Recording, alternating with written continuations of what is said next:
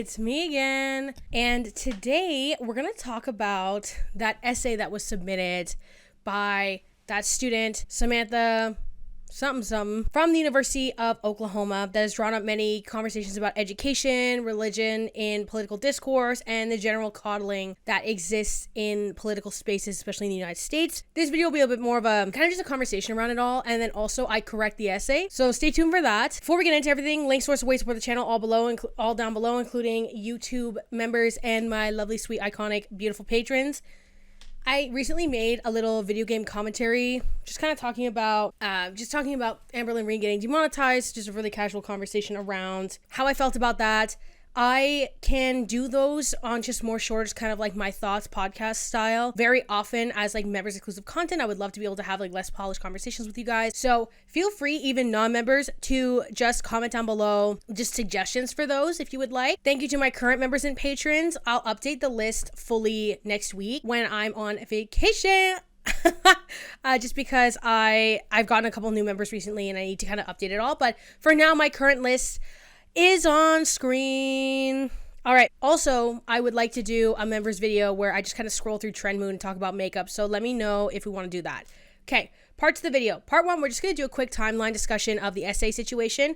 Then we're going to do the grading. So for the grading, I screen recorded my grading, and I'm going to do a voiceover section where I talk about like what my thought processes were as it's kind of going through and why I look for certain things. That way, when I'm editing, I can like pause on certain sections and I can go a little bit slower because I just did it really, really quick. I did it without the rubric. I just did like the parts of it that are not consistent on like a logical process as if I would when I do my first skim of the essay. So how I used to grade when I was a teacher was I would skim just to see, I would read the whole thing once without touching it, which I did, and then I would read it again, do like the pen corrections of like what's missing, like what the grammatical errors are, like what the structural issues are, and then from there I would draw on the rubric. So what I'll do after I voice record is I'll review the rubric in there as well. And then just a little bit of discussion about academics and ideological coddling as the final part of the video. A little more casual, a little more quick, hopefully, because once again, I'm recording right before I have to go do something. Why not? I got an Earl Sweatshirt concert to go to, divas. Yeah. My concerts last year, JPEG Mafia and Cupcake. This year we got Suicide Boys and Earl Sweatshirt. And then my next concert that I have guaranteed is next year, and it's Louis Tomlinson because my Spotify Wrapped stays cursed. Let's get right into the video. Part one, discussion of the essay situation. So the situation has been all over Twitter. I assume because of the Elon Muskification of it all, kind of like how we can't have anything in society anymore. So everybody's freaking out. Either evangelicals think that because one random girl who wrote, spoiler alert, just a really terribly written paper in general, even completely outside of its content, because one girl failed an essay, Christianity is at risk, society's crumbling, the white people are going to be extinct or something, something like that. Somewhere in this discourse, it got picked up by Turning Point USA, which, if we're not familiar, was the Charlie Kirk thing. Like the Charlie Kirk, the media conglomerate, propaganda factory place. That's how I'm just going to leave it. The place where, actually, you know what?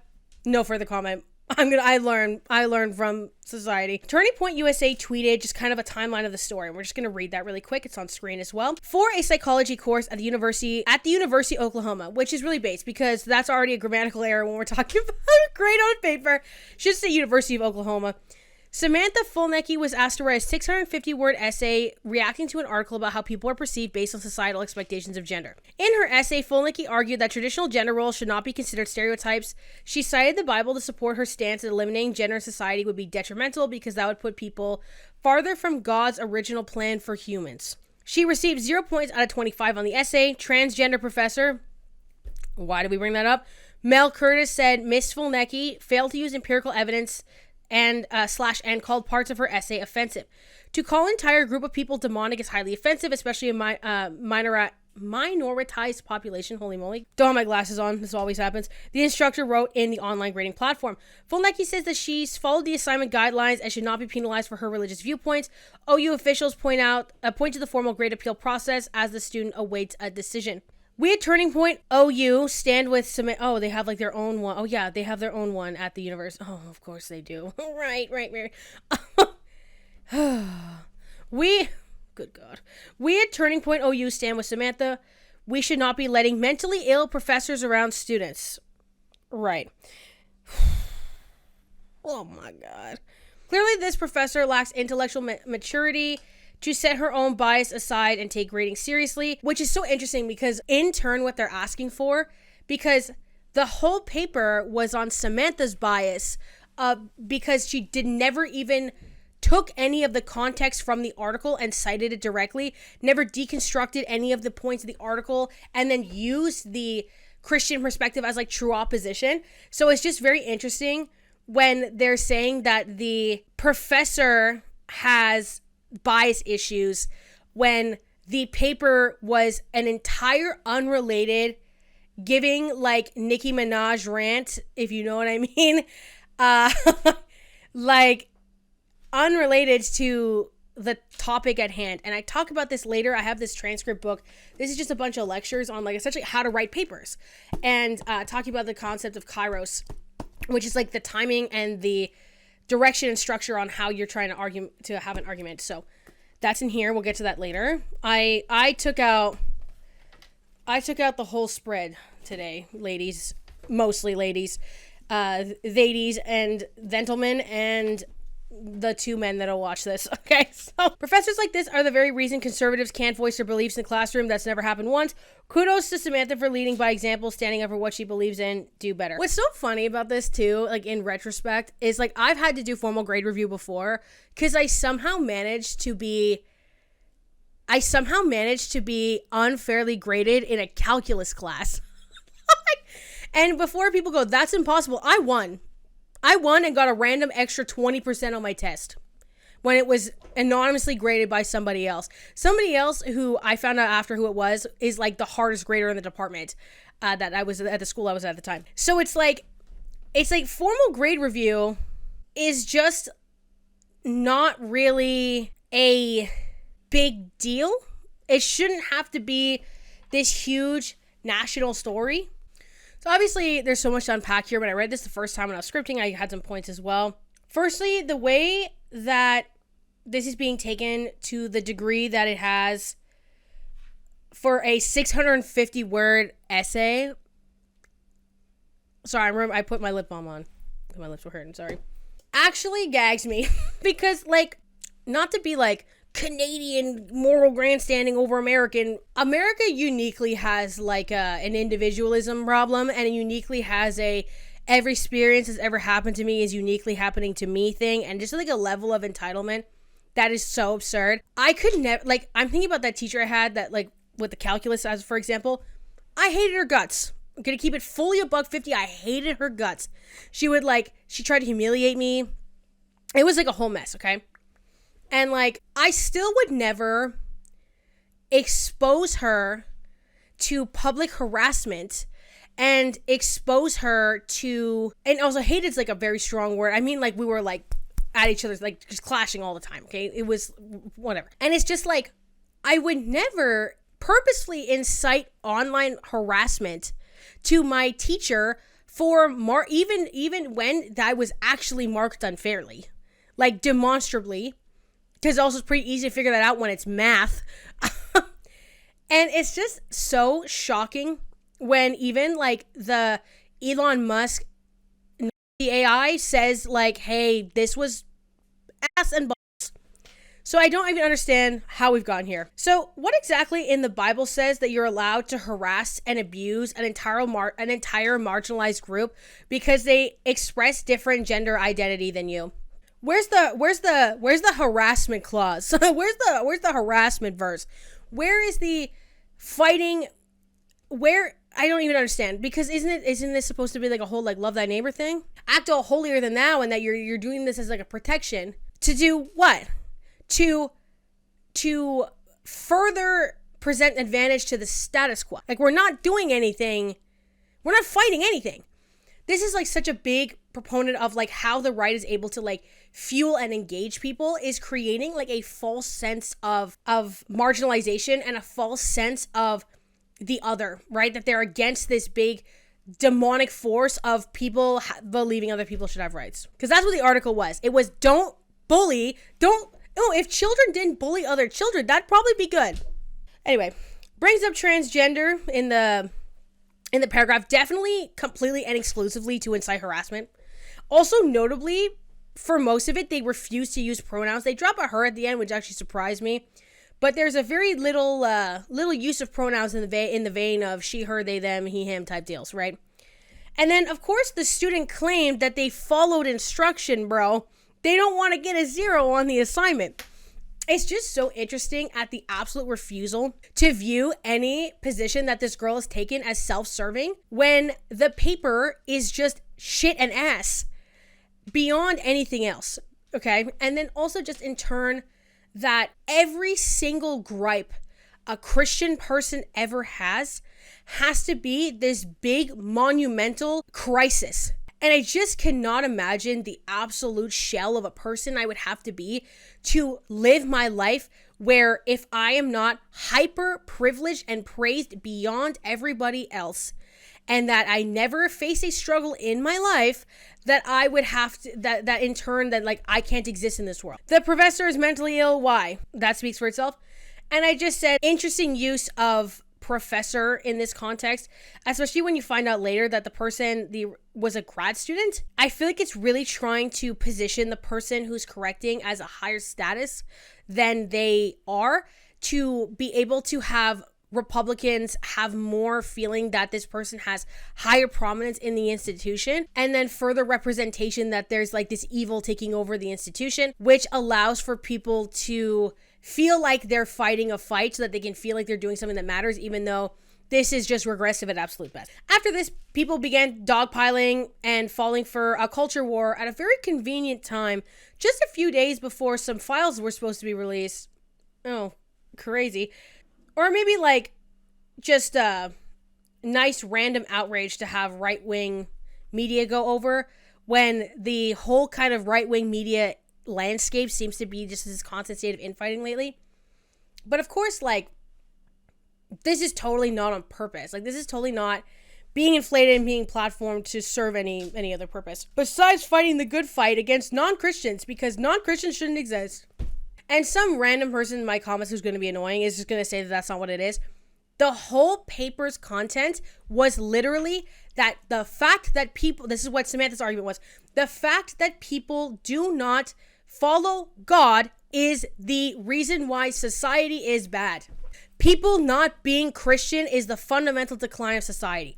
Therefore, supporting the cause of this being the correct position on something is supporting the decision that people who do not follow Christian values specifically are inherently wrong or evil, which in turn opposes this concept of this so-called First Amendment freedom of speech and freedom of expression, which is the thing they're fighting for with this paper. Naturally, the professor's Rate My Professor page starts getting review bombed with 1-star reviews that are pretty hateful statements across the board. Let's read a couple of these.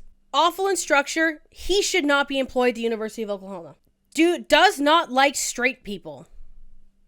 Okay. Also, you can be trans and straight. Like, just like this, like besides the point of everything else. The worst professor I've ever had. This professor does not grade appropriately and often brings their own ideological views into the course. This creates an unbalanced and unsafe environment for students. I feel alienated in their class. Anti-Christian bigot. If you're a Christian student, be forewarned, this professor will fail you for your personal religious beliefs. It's also just funny to me, this idea, and this is genuinely why academics and critical thinking have devolved, because you should not be agreed with every time you do anything. You should not have zero pushback for your entire existence. Not every idea you have is a good one. Not every ideological framework that you follow is consistent or just. Not everything that you do is the right answer. And if you decide to work in that framework, you're being obtuse and you're being negligent to your own cognitive and intellectual development. The whole point, and this is why I feel like so many STEM majors hate an English class. This is like unrelated, tangentially related, is because when you're good at math and you're good at getting like the right answer on the Scantron sheet, or the right answer in this formula that they give you, where it's kind of one strict set of responses, there is this constant positive feedback response. But when you're in an arts degree or you're in a writing-based discipline, the whole concept of how you have to learn things and how you're being evaluated is a completely different set of processes than for those who are in those sorts of STEM fields. I say this because you are getting critiqued all the time. The whole point is that you can always do better. I remember I had a professor who told me in an English arts course or whatever it is, 88 is 100. 88 means you got, because that's right where the A+ threshold starts at the school I was at the time anyway. Which obviously this is not true with everything, but I'm just saying like this was an interesting concept to think about.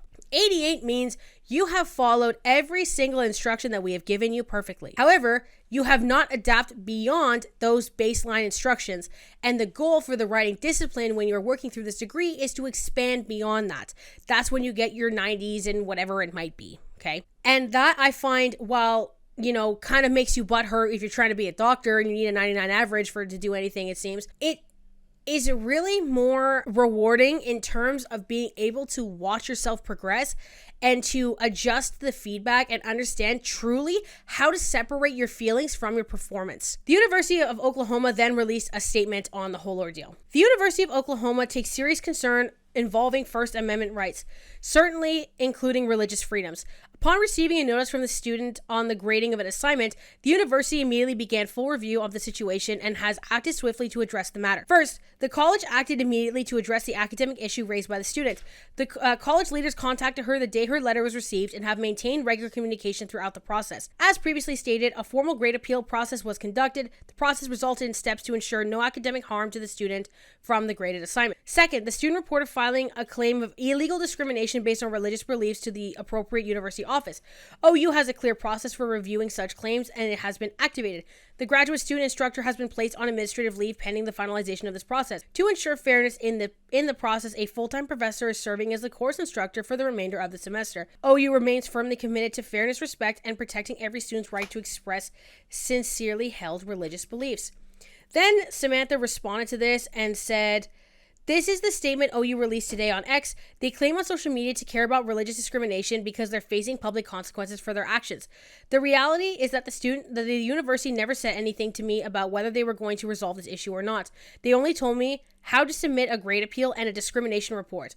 So you're mad that you didn't get special treatment, because that is how the process works for every single other student. If this situation was regarding any other religion, I'm sure President Haraz would have to apologize to them personally on behalf of the university and would assure them that they wouldn't let this happen again. But when it comes to Christianity, they'll only act apologetic when they're faced with social media backlash. It's really just, if you're not, it's so crazy. It's like, I'm facing prejudice if they're not smelling the farts out. It is actually genuinely mind-blowing, because white Christians are the most advantageous group to be in the United States. And I can't even fathom the mental gymnastics it takes to not believe that that's the case. Besides the fact that historically they've conducted colonization, and colonization is bad. So they did a bad thing, and now everyone's mad that people are like, well, you did a bad thing. So the person being referred to, a professor in some of the other posts, was actually, I'm sure, underfunded graduate student who the university did not even pretend to have a semblance of support for, and is now getting mass harassment. The essay and instructions were also posted by Turning Point, and many began to, on X and on other platforms, on Twitter and other platforms, to point out the quality of the essay. As a result, because everything is the bad ending all the time, Republicans have made this girl a martyr. She's got some sort of campus speaking tour, Turning Point campus speaking tour. How did that go last time? Genuinely, I just think that's such a very stupid, it's just a very stupid thing to do. This catches us up pretty much to the current time. I know that there are people now at the University of Oklahoma that are protesting on behalf of the professor, and that this should not have spiraled in the way that it has.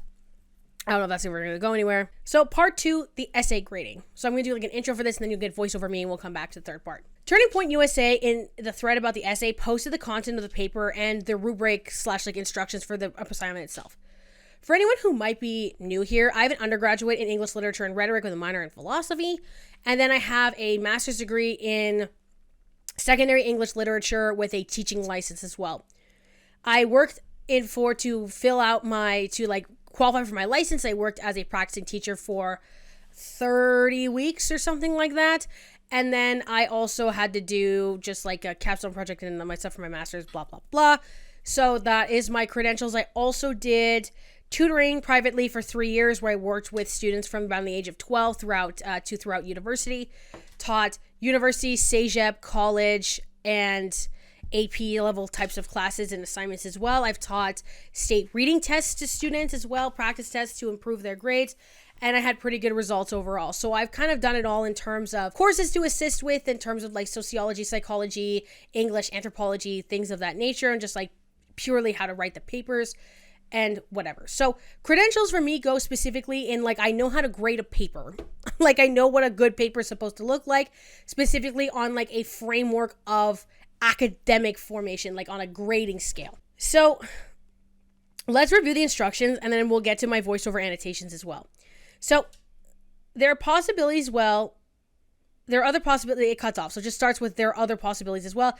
The best reaction paper illustrates that students have read the assigned materials and engage in critical thinking about some aspect of the article.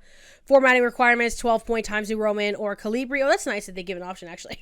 1-inch margin on all sides, that's standard stuff. Grading. Reaction papers are graded on a 25-point scale and are evaluated based on the following. Does the paper show a clear tie-in to the assigned article? 10 points. Does the paper present a thoughtful reaction or response to the article rather than a summary? 10 points. Is the paper clearly written? 5 points.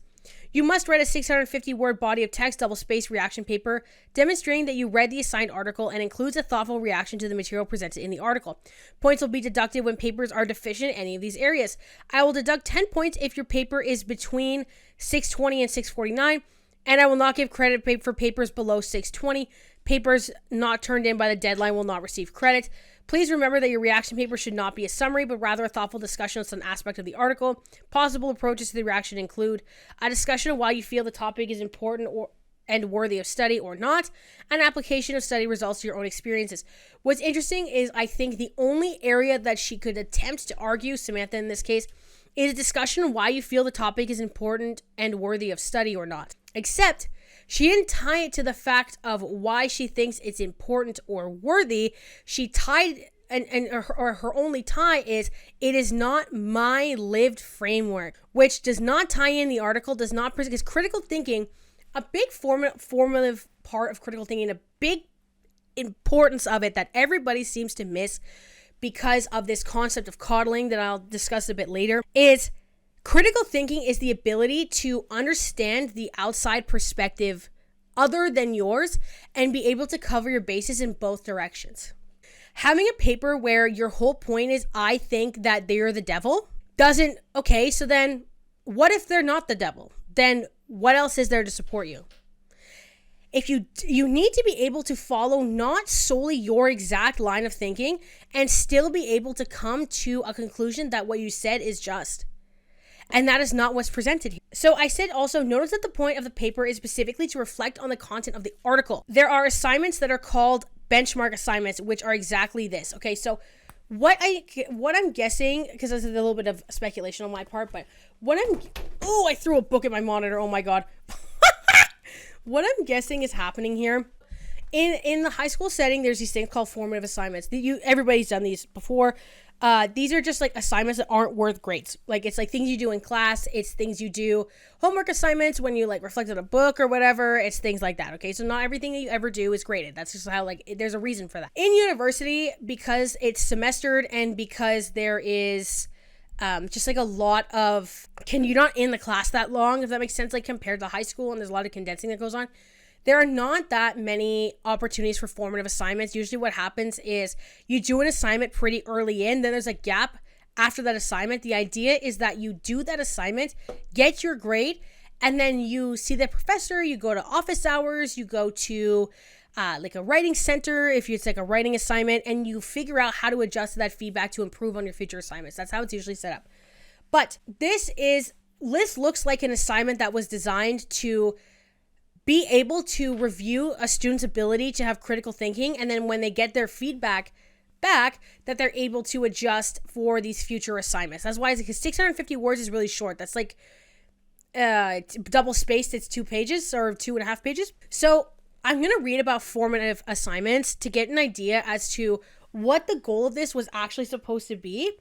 And then we'll get to me correcting it. There's also, so this comes from Teaching Literature to Adolescents, 4th edition. This actually follows the U.S. school system. So we can't even argue that based and Quebec-pilled Mika is not able to understand how school works in America. Because I also taught y'all, okay? Trust. Well, I taught some individual students on state reading tests and AP grade 12 English. I taught AP grade 12 English for Pennsylvania, and I taught the Florida state reading test. Use of formative versus summative assessment. Summative means for marks, more or less. Okay, let's just makes it easier. It is also essential to distinguish between the use of formative versus summative assessments for assessing students' work given the goal of fostering students' learning over time. Formative assessment involves providing feedback for assessing for learning to help students improve their ability to formulate their responses over time. In contrast, summative assessment involves an assessing of students to provide them with a snapshot indication of their abilities at a particular moment or point in time. For example, standardized reading tests designed to measure students' reading ability. So like I said, in university, you don't usually have formative assignments. It's just because they just don't have enough grading ability, or the professor's doing it, whatever. It's just too many people, okay? The structure of this assessment is that point of being able to get the feedback and reflect. It's very clear in how it's specifically asking for the assessment of critical thinking abilities. Formative assessments recognize the need to consider individual differences in your students' needs, abilities, and achievements in the classroom versus the assumption that all of your students should achieve at the same level at the same time. It posts the need for teachers and students to assess learning based on their own unique goals and aspirations versus reliance on external, outside summative assessment tools. And it focuses on students' growth to develop over time versus applying static labels based on test scores. Assessing for learning through formative assessment involves fostering self-reflection, leading to growth in students' responses. Assessing for goes beyond just assessing your students' ability for students engaging in self-assessing. In reflecting on these responses, students are determining the degree in which their responses serve to achieve their goal. If a student has the goal of generating an insightful and original interpretation of a novel, they may then reflect on their responses of the novel to determine if they've successfully achieved that goal. They may note that their responses represented simply a book report summary of what the story was about without describing their own experiences in a text that could enhance that interpretation, which is so funny because that's what she did not enhance the interpretation of the text and not provide further context, just said, I hate this because it's not what I think, that's all. So using formative assessment for learning to foster student reflection of development over time. Students are more likely to engage in self-reflection, leading to the development in their learning when they receive your ongoing formative assessment for assessing students' work over time based on 3 phases: feed up, feedback, and feed forward. Feed up assessment is when they define the learning goals related to where am I or where am I going, which is what this paper is doing. Assessing the point of basis of those critical skills. This includes having students reflect on their prior experiences and reading interests as part of their own lived literature curriculum and your delivered curriculum. This is not a literature course, so that's not necessarily relevant. But that's kind of the end in terms of the utility of this in this particular context. Now we'll get to me correcting the essay. To start recording. Also, I'm sick, by the way, how I sound. Anyway, I forgot to start recording before I started the first corrections because I was just going to go over the screenshots of my corrections, and then I read the first couple lines and I realized I'm probably going to do so many that it's going to be impossible. That's why we're at the screen recording format. Anywho, so the essay starts out by saying, this article was very thought-provoking and caused me to thoroughly evaluate the idea of gender and the role it plays in our society. The article discussed peers using teasing as a way to enforce gender norms. I do not necessarily see this as a problem. And then that's kind of where my screen recording starts. So this article, so one thing I've learned when I was correcting is that the use of words like this or that, you need to be able to essentially block the previous sentence and be able to tell you what you should be able to tell what it is independently of anything else. So when she's using things like this or that, so in terms of the subject of the sentence, I don't necessarily see this as a problem. What is your problem? Is it this being the existence of gender norms and what they withhold, or is it the teasing that you don't have a problem with? It genuinely doesn't make sense. And then also, made us differently on purpose and for a purpose. That's redundant. that means the same thing. God is very intentional in what he makes. So I talked about what about societal gender identifiers have to do with God. This is because that is detached from the societal surrounding condition is not inherently related to God, because that again runs on the assumption that everybody has to exist as a Christian. Also, I remember my app was glitching a bit, so just FYI with that, if you're seeing it, it'd be kind of weird. Yes. Oh yeah, also this article, she doesn't even name the article, which was crazy. Like, the title of the article should be in the first sentence. I really don't think that is rocket surgery. And I believe trying to change that would only do more harm. So again, she has a subject to content like disagreement in the format of the sentence. So changing what, right? What changing what? The gender roles that exist or the context of the teaching? Because again, your base sentence was, with the content of teaching. Oh, gender roles and tendencies. Roles do not equal tendencies. Oh, yeah, I just talked about that. That's like just genuinely just showing you don't understand the content of the article, because that was quite literally the entire point. Wanting to do women want to do womanly things, and then I think I wrote women be in the kitchen or something. Women in the kitchen ? Yeah, I remember. So women naturally want to do womanly things because God. Oh yeah, it's gonna glitch again. Okay. So the same goes for men. God created men in their image of his courage and strength. So men want to do womanly things because the content, the structure, the topic of your previous sentence was women naturally want to do womanly things. The same goes for men. So men want to do womanly things. That's like, what I'm trying to point out here is the quality of the writing is so bad. And I understand some may argue, well, the implicit nature of understanding of course that's what she means. That's not the point of a paper. The whole point of a paper is being able to argue something. And then creating in the image of the beauty, I was like, was this even in the Bible? Well, no, it doesn't mention the verse, doesn't mention the area, it doesn't even mention what testament it is in. Frustrating when I read articles like this and discussion posts with my classmates of many people trying to conform to the same mundane opinion so that they don't step on people's toes. What's the mundane opinion? I would also argue feeling like children shouldn't be bullied and advocating for marginalized people isn't mundane. Mundane means boring. What about that is boring? And again, do not step on people's toes by doing what?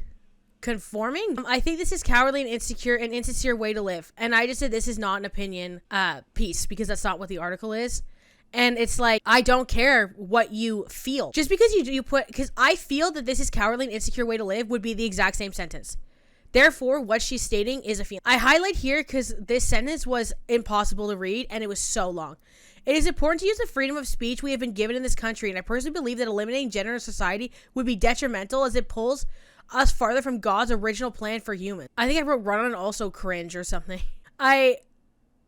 What was it that says was impossible to read, but it was just like really choppy. Yes, doesn't even cite the First Amendment. Like there's no citation effort, there's no format effort, which is also like half the paper grade. It's perfectly normal for kids to follow gender stereotypes because that is how God made us. What example, single example, I dare you. Please, God, give me no pun intended, please give me literally an example of anything you say ever. When a paper's focus of the evaluation is critical reasoning, you have to provide examples. The reason so many girls want to feel womanly and care for others in a motherly way is not because they feel pressure to fit into societal norms. It is because God created and chose them to reflect his beauty compassion that way.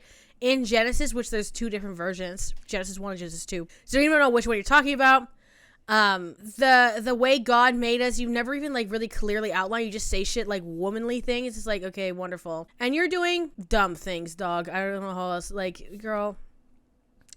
Anyway, absolutely absurd. So then there's this section. Additionally, God describes himself in the Bible as uses like a Hebrew word or something, which a theologist said wasn't even properly defined, but so it's talking about like women being the helper, right? So this shows the importance God places on his role for the helper woman's roles. I said Essie has changed focus to being upset that people do not agree with you, because this isn't a paper that's asking you to unpack Christianity's role or Christianity's interpretation. It is a reflection of societal.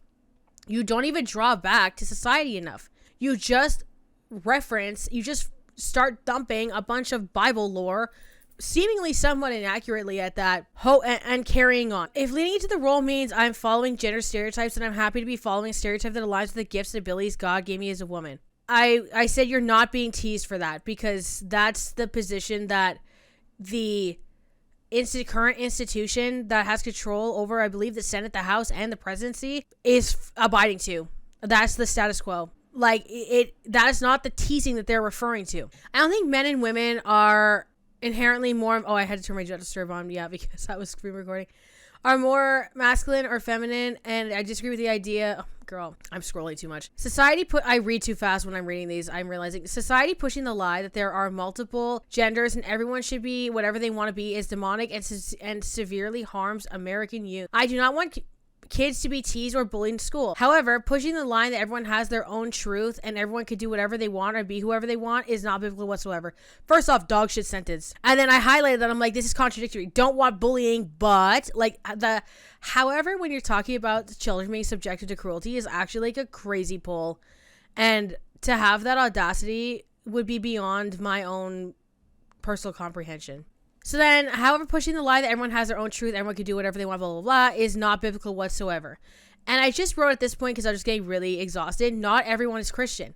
Like, this paper also does not have a single answer for anyone who's not Christian. It doesn't even say that, like, these people should follow God. There's no addressing of them whatsoever, except in the connotation that they're demonic. Overall, reading articles such as this one encouraged me to one day raise my children knowing that they have a heavenly Father who loves them and cherishes them deeply, and having their identity firmly rooted in who He is will give them the satisfaction and acceptance the world provide for them. That was all one sentence, and I couldn't even do that. And I just said run on and not even a conclusion.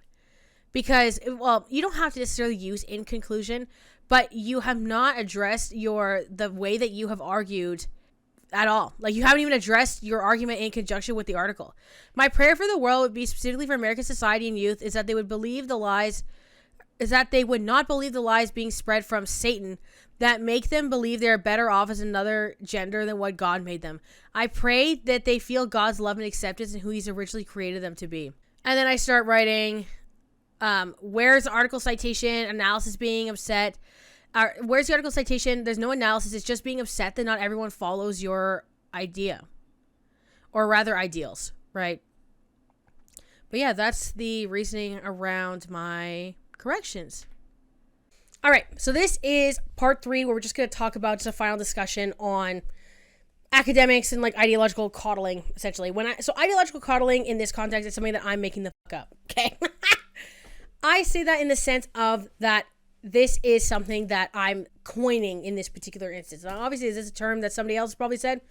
Probably. I don't know, not my circus, not my monkeys in that particular regard. Times like this drive a certain anxiety in me when trying to gauge the impact of the genuine like media literacy crisis that exists in the current sociocultural landscape of at least like the West. This crisis is not within media itself, because media has always existed to serve something. Platforms like Turning Point have always existed in some capacity to propagandize in some way. Propagandizing is not necessarily a bad thing. I talked about this in my last video, I think. It is, or I've talked about it before, propaganda, if it is a neutral term of kind of trying to like use media, use constructive messaging to like lead to some sort of political ideology or some sort of ideological framework, okay? This is not to talk about propaganda necessarily. That could be a discussion for another video. Media is thriving, okay? So the crisis is not coming from media. It's coming from a general inability to understand intentionality and the impact of powerful conglomerates, especially when they're able to be unchecked. And the reason why platforms like Turning Point USA, Fox News, Daily Wire, all that kind of stuff are able to run rampant in the way that they are is because they are unchecked. Because these are white fundamentalist Christian platforms, which are the least possibly marginalized, not even marginalized in any capacity, group in the United States. You wouldn't have your wealth, your immense success, your ability to get funded by everyone, your ability to be platformed everywhere, if you weren't at the most advantageous point. There also comes from this side issue of left-wing ideology in the West increasingly being associated with weakness and infighting or fragmentation. The alt-right were able to quickly normalize extreme ideology and reverse years of social progress with their ability to band together, their ability to garner and gain resources, and their ability to weaponize the other and to weaponize fear and anxiety and in increasingly worse living conditions to leverage over people. The steep decline in the quality of life in nations, including the United States, has created this leverage points to manipulate so many into participating in movements that are often inherently against their own interests. If you want to study medicine, because this girl's a pre-med student, you need to be able to treat people who aren't Christian. You need to be able to talk to people who aren't Christian, to work with people who aren't Christian. You need to be able to treat a trans patient or a non-binary patient. Even if you're not treating them for something like gender-affirming hormone therapy, trans people break bones too. Trans people have cancer too. Like, they have health problems too. And HIPAA in the United States is an oath to treating people, not picking an elite group that you want to serve. So when we go to talking about particularly like the form of argumentation and everything and how the paper was kind of poorly constructed, I want to talk about, I just want to read this page from this lecture book thing. Oh my God, hello. Obviously I have the title of the book on screen, it's just really long. So, arrangement is a rhetorical term that refers to the way arguments are organized. It's pretty much just what it sounds like. Arrangement is the formulas and expectations that dictate the way a piece of writing is structured or worded. Classic 5-paragraph essay or the genre of the formal business letter are examples of formula-based arrangement. We all know these pieces of writing are supposed to look like, and we shape or fit to work in those expectations. She did not shape her paper properly. First off, the conclusion did not state what her points were in reflection to the paper, did not mention the article that was there, and did not have a final proper closing thought that relates to the instructions outlined in the assignment. Rather than thinking outside the box or brainstorming, I'd like you to do what the ancient Greeks did when they were involved in the invention of the process and need to generate the ideas and arguments. First, consider the kairos of your situation. Kairos, spelled K-A-I-R-O-S, oh my God, good Lord, for our purposes today, refers to the opportunities that a particular set of circumstances might present to you. It also refers to the need to time your responses so as to take the most of whatever opportunities have presented themselves.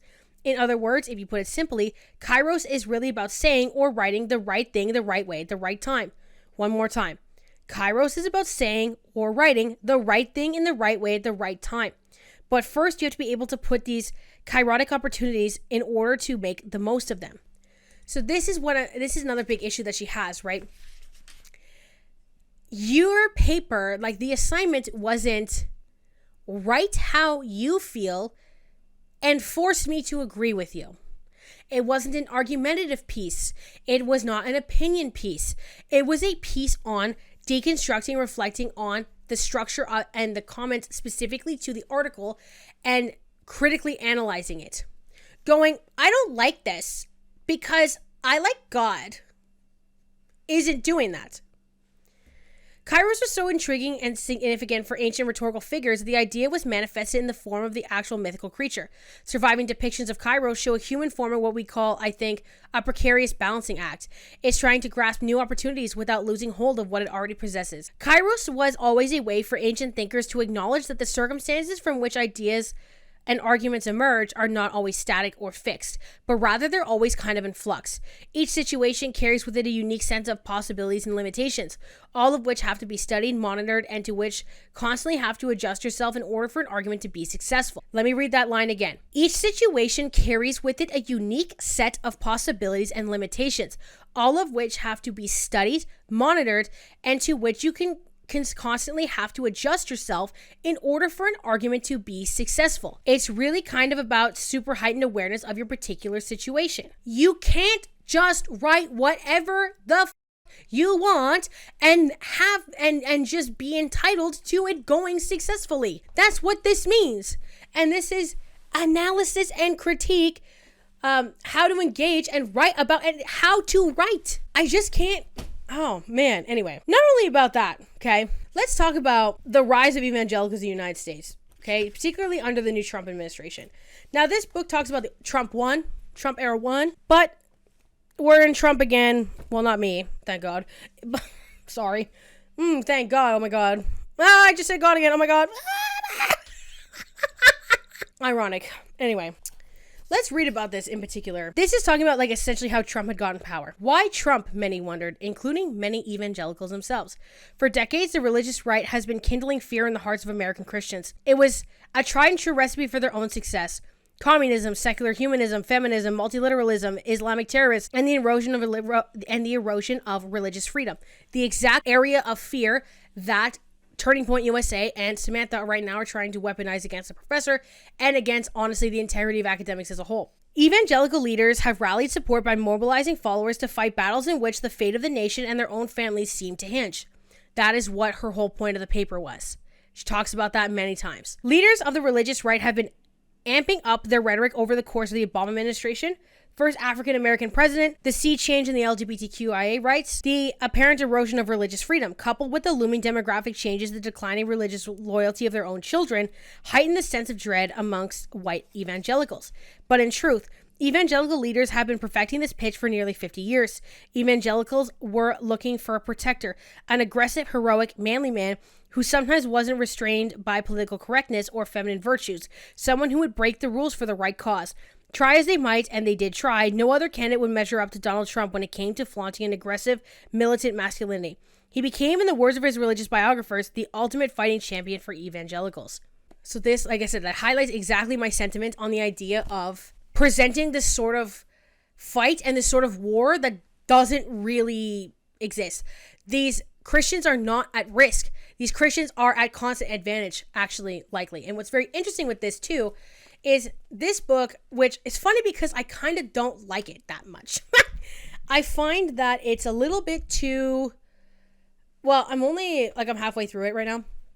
It's a little too soft on the damages that a lot of these evangelical thought processes and leveraging of the Bible or pretending that they're leveraging the Bible has done to kind of the modern society. I'm just not that crazy about that fact, especially where it's like, I feel like the author of this kind of keels to it a lot.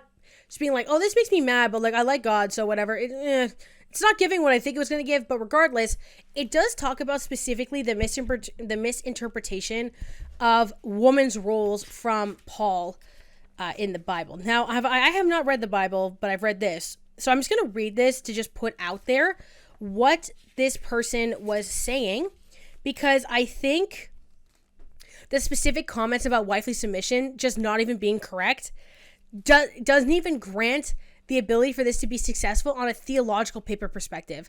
Now, I'm also going to insert a TikTok now when I finish the sentence where a person who studied theology at Harvard talks about this essay, and I'm going to speed it up a little bit. I might clip out a piece or two if it's just too long, but I want somebody who understands that theological perspective to discuss this as well, because I've unpacked it from more of a logical framework and like a essay correction format. Let's grade this paper with complete religious freedom. As a theology paper where citing the Bible is exactly what you're supposed to be doing. Let's see if her argument actually works. This is the claim. The original word in Hebrew is ezer kenegdo, and that directly translates helper, equal to. God describes himself in the Bible using ezer kenegdo, or helper, and he describes his Holy Spirit as our helper as well. This shows the importance God places on the role of the helper, women's roles. So this is where the entire essay falls apart theologically. It's correct that God uses this word for himself and for the Holy Spirit. So ezer conveys power and equality, not subordination. But then she uses this evidence to argue that women should accept subordinate helper roles. That is not biblical interpretation. That's citing evidence that directly contradicts your thesis and hoping that no one notices. Because you can't say this word means equal and God uses this word to describe his own power and then argue, therefore women should be subordinate. The text that you are citing disproves your argument. This tells me that you're either misunderstanding Hebrew or you're misinterpreting it. Here's another claim. God created men in the image of his courage and strength, and he created women in the image of his beauty. Where in Genesis does it say that? Genesis 1:27 says that God created humanity male and female in God's image, full stop. There's no textual basis to claim that men image God's strength while women image God's beauty. She's presenting her cultural assumptions about gender like it's biblical truth without any scriptural support. Here's another claim. Society pushing the lie that there are multiple genders and everyone should be whatever they want to be is demonic and severely harms American youth. So she's calling trans existence demonic lie lies from Satan, but provides no theological argument for this claim. Where is the biblical case for that? Where is the engagement with the text about eunuchs in Matthew 19, Isaiah 56? Where's the engagement with Galatians 3:28, the disillusion of gender binaries in Christ? This is an assertion without an argument. No engagement with relevant biblical text, no engagement with scholarly discourse. Here's another claim. God made male and female and made us differently from each other on purpose and for a purpose. Gender roles and tendencies should not be considered stereotypes. Women naturally want to do womanly things because God created us with those womanly desires in our hearts. This conflates cultural conditioning with divine design. How does she know that these desires are from God rather than from socialization? Where is the biblical evidence? Where is the engagement with cross-cultural studies showing that womanly studies vary dramatically across time and space? What is happening here is that one particular cultural moment's gender expectation is presented as eternal divine truth, with no awareness that what counts as womanly has changed throughout history and across cultures. Good theology, even conservative theology, has to reckon with the fact that we read Genesis differently. This essay presents contested interpretations as a self-evident truth, which shows that she hasn't engaged with any opinions different from her own. Look, I would fail this paper too. She failed the psychology assignment because she refused to use empirical evidence, but she would have failed the theology assignment too because her biblical interpretation doesn't hold up to scrutiny. Her position actually contradicts the text she cites. She contradicts the Bible. So now that we can get to the actual reading part, this section is called Because Paul's Purpose Wasn't to Emphasize Wifely Submission. So let's talk about the submission of wives, an idea that evangelical pull from the New Testament household codes. As we've seen, historical context suggests that wifely submission was not the point of Paul's writings, including in the household codes. Rather than including the household codes to dictate how Christians should follow the gender hierarchy of the Roman Empire, what if Paul was teaching Christians to live differently within their Roman context? Rather than the New Testament's test severe for women, what if the household codes could be read as resistant narratives to Roman patriarchy? Taken at face value in a plain and literal interpretation, the household codes seem to sanctify the Roman patriarchal structure, the authority that paterfamilias, which is just the husband or father, over women, children, and slaves. The text in Colossians 3 shows this as well. Wives, be subject to your husbands as is fitting in the... This is exactly what she was referring to, by the way. Wives, be subjected to your husbands as is fitting in the Lord. Husbands, love your wives and never treat them harshly. Children, obey your parents in everything, for this is your acceptable duty in the Lord. Fathers, do not provoke your children, or they may lose heart. Slaves, obey your earthly masters in everything, not only while being watched and in order to please them, but wholeheartedly fearing the Lord. In case you don't know much about Roman patriarchy, male guardianship was Roman law. Wives legally had to submit to the authority of their husbands. Unmarried women had to submit to the authority of their fathers or nearest male relatives. Women could not own property, run businesses on their own rights. Women could not conduct legal or financial transactions without a man on their behalf.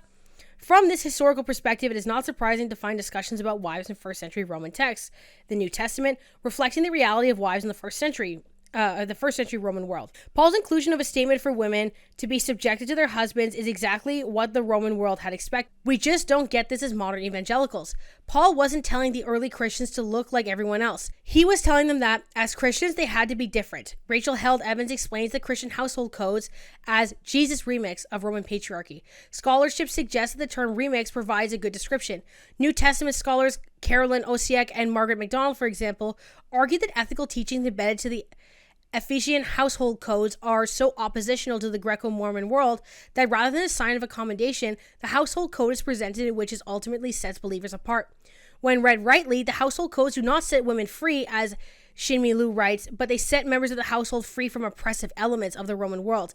Paul wasn't imposing the Roman patriarchy on Christians. Paul was using the Jesus remix to tell Christians how gospel can set them free. I'm a little too heated after all this. Think about all the things I just read. Audience that appreciates this. And that's where I'm going to conclude. To conclude, we talked about the timeline of the essay and everything that transpired so far. We talked about the kind of logical framework and the instructions and the reflections and the feedback that the professor had received and all this nasty stuff that had happened. And we looked at correcting the essay from a logical, following the instructions, essentially grading it like a high school level paper, even though she's in, I think, her second year of university and should be doing much, much, much better than that, not being worse than some of the things I had received when I taught 8th grade English. And I yapped about kind of the social and political state of the world, a la Jane Smith. Anyway, links, source, ways, support channel, all that kind of stuff all down below, including email to suggest content. Thank you so much to my wonderful, beautiful, iconic, wonderful, lovely members and patrons. And I hope that all of you have an amazing day, kind of except the person's video was about me being, I'm just like, that's kind of, anyway. And, yeah, lots to talk about right now. I'll see you when I see you. Bye. God, the quality on this fucking copper is crap. Let me grab my tablet so I can send a bad review. The quality on this copper is shit. Let me grab my tablet so I can send a bad review.